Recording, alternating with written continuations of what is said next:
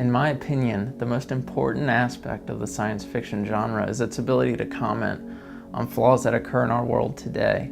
And in doing that, it might get the viewer or the reader actively thinking about those topics that they wouldn't otherwise think about. Good science fiction like Orwell's 1984, Huxley's Brave New World, and the original Star Trek series made comments on who we are as a society today.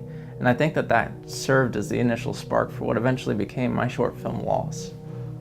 When I was in the 7th grade, we were required to read The Giver, and that was really my introduction to the science fiction story set in a dystopic, oppressive society. And in high school I read Orwell's 1984, and to this day that is one of the most compelling books I've ever read.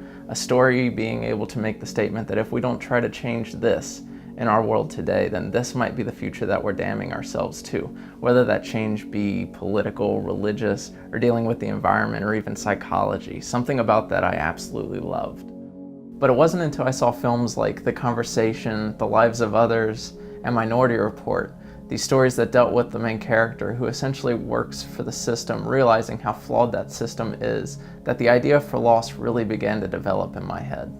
So eventually, after thinking about it nonstop for a couple of weeks, I decided to share my idea with my significant other, Natalie. And since then, we've been working together to try and develop the world and the story.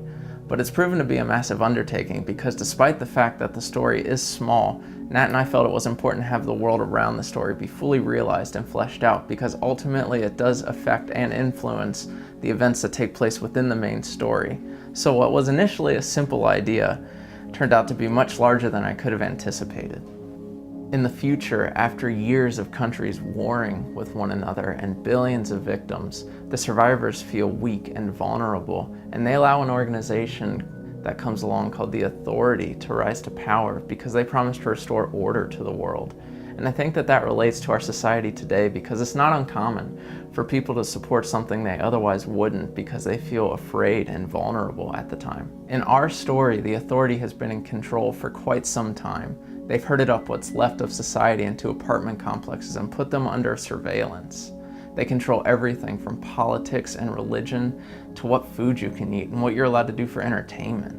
Everything you do is logged by Authority-approved employees, and if you're caught doing anything that falls outside of those strict guidelines, then you're sent to what's called a rehabilitation clinic.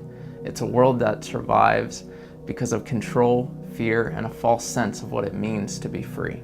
So within this much larger world is what's essentially a very small and intimate story.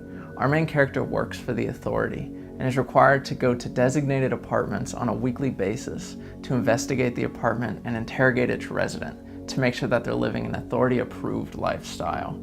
Our short film Loss explores what would happen to that man in a world run by the Authority if he were to fall in love and develop an intimate relationship with the man who resides at that apartment, and the events that would transpire after the Authority finds out about their relationship.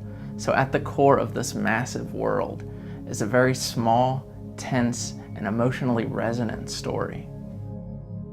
In order for us to produce our short film Loss, we need $80,000, and if you contribute to our film, you'll be affording us the ability to rent high-end camera, audio, and lighting equipment that we would otherwise not be able to get. You'll also be providing us with the opportunity to pay our cast and crew sufficiently for the time that they're willing to put into the film. We'll be able to build more elaborate sets, like the apartment complex and the rehabilitation clinic, and add CGI into the film in post-production if necessary. And finally, we'll be able to market the film better after it's been made and potentially submit it to film festivals so that way it could be seen by a more general audience. We are committed to making sure that every penny you donate to our film is used to enhance how effective and powerful the film ultimately is. If you decide to be a backer on our film, you'll be entitled to some of the rewards that we've set up, not just as a way to incentivize contributors to donate their money, but as a way to thank them as well. All of our rewards will stack on each other based on how much you donate. For example, at $10, you get weekly behind-the-scenes footage of the production as it's happening, as well as a digital download of the film after it's been completed. For $30, you'll get everything you'd get if you donated $10, as well as a signed copy of the script that we'll mail to you personally. For $100, you get everything that's already been listed, as well as a video from the cast and crew thanking you for your contribution. For $500, you'll get your name listed in the credits as a producer of the film. And for $1,000, you'll get to come out to the set and be an extra in one of the scenes in the film. This is a project that I've been passionate about for over a year now, and with your funding and support, we'll be able to create a short film that has a message that's both personal and important. Thank you for visiting our Kickstarter page and for supporting those who wish to see their dreams realized. She donated $2,000. Your move, Internet.